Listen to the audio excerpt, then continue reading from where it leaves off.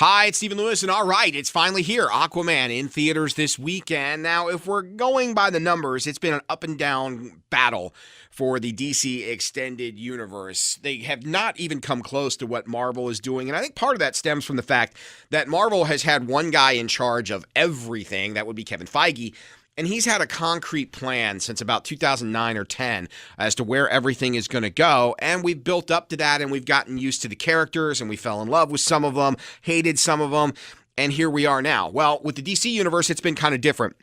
They launched Man of Steel, and that was kind of questionable. Some people liked it, some people didn't. And then they decided to skip the sequel, and instead of establish a world, let's just throw Batman into it, and then let's jump right into Justice League and introduce a bunch of characters. And it kind of, let's just say it didn't pan out the way it was supposed to. Now, Jason Momoa as Aquaman was one of the high points of Justice League. I think for the most part, he came across as likable. So they've already greenlit this movie, and they were in the situation where, well, we kind of got to see it through because we've already spent some money. So does it play? Aquaman is the character that a lot of people, older generation, will remember from the Super Friends, and he was the guy that just swam around and talked to fish. He's been the kind of the brunt of superhero jokes for years until you enter Jason Momoa into the equation. And now we kind of get a more badass Aquaman, which is what we get on screen. Let's start with the good stuff right away. It worked. It was fun. It was big. It was everything you would expect it to be. And, is it the greatest movie in the world? No, but it's definitely a good time. And it's got a pretty good cast to it. You get Nicole Kidman. She plays Aquaman's mom. You get Patrick Wilson as Ocean Master, one of the big bads, and then you get Jason Momoa himself as Aquaman. And I think the thing that you did is you get a different version than what you see on the cartoon series and what you remember in the past. He's definitely a little more hardcore, likes to drink some booze, likes to swear, but it's kind of a fun undersea adventure. He's kind of torn between both worlds. He doesn't really fit in on land. He doesn't really fit in the ocean and doesn't know much about his help. But when he gets recruited by Mara, who is his soon-to-be future wife, she ends up bringing him back to Atlantis to try to reclaim his throne and save both worlds. So you get this fun undersea adventure.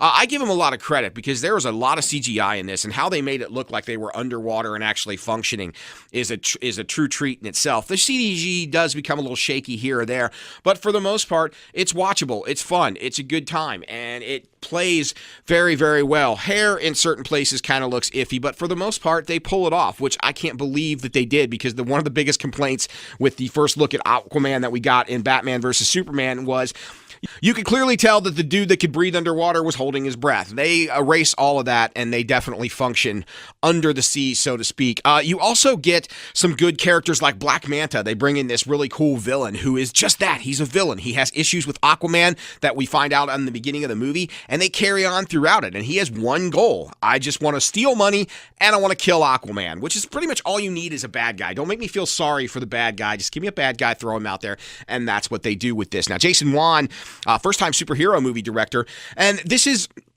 a really good voyage into who Aquaman is. We don't know anything about him. He's not as, household name-ish in a serious form as like your Batmans or your Supermans are, so you can play around with the character a little bit, and that works too. Momoa is not the greatest actor in the world, but for what he's being asked to do here, he does a really good job of it. He definitely has the look. Ladies will be happy that he's shirtless through most of the movie, and the action-adventure moments really work. There's a fight in Italy that's fantastic, and the undersea battle that you kind of probably seen in the trailers comes across really well. I think for the most part, Aquaman is definitely something you should see on the big screen. It works. It's not necessarily the movie that the DC Extended Universe wanted, but it's definitely one that they needed. Wonder Woman was the only real success they have for them, and as much as I hate to say it because I did like Wonder Woman, it is a carbon copy of Captain America First Avengers. Aquaman does one thing really well. It's its own movie. It's its own story. It doesn't necessarily borrow from anything else, but it tells the story that's a lot of fun. You get a really good idea of who the character is. Plus, they do some cool throwback stuff to the Super Friends and to versions of Aquaman that you know before.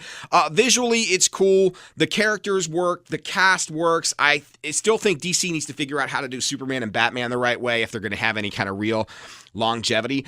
Aquaman is definitely one worth spending your money on and seeing while it's on the big screen. It's a little combination of some Star Wars, some Indiana Jones, some Romancing the Stone, and even Pirates of the Caribbean in certain parts. But the one thing about it is, it's all fun and worth it. And remember, if you do go check it out in theaters, no talking, please.